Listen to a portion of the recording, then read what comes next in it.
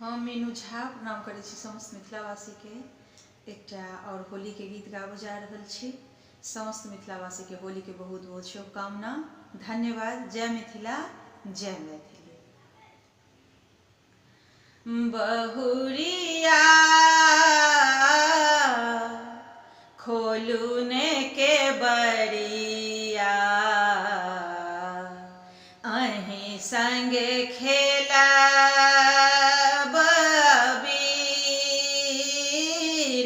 बहुरिया खोलू ने के बरिया, अहीं संगे खेला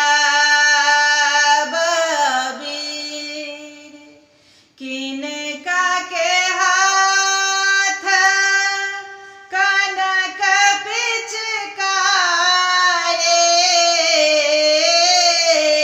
किनका के हाथ कनक पिचकारी, किनका के हाथ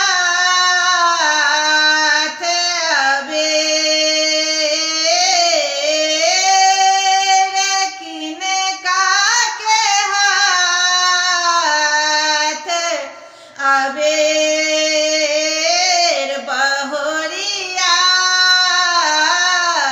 खोलू ने के बरिया, अहीं संग खेला राम जी के हाथ कनक पिचकारी, सिया जी के हाथ अबेर, सिया जी के हाथ अबेर बहुरिया खोलू ने के बरिया, अहीं संगे खेला किनका के भीजलानी पियर पीतांबर, किनका के भीजलानी चीर,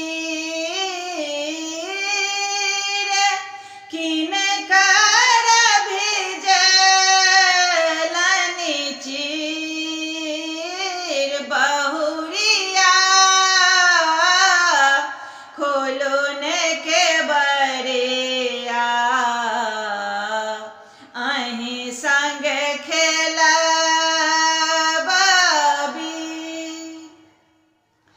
राम जी के भीजलानी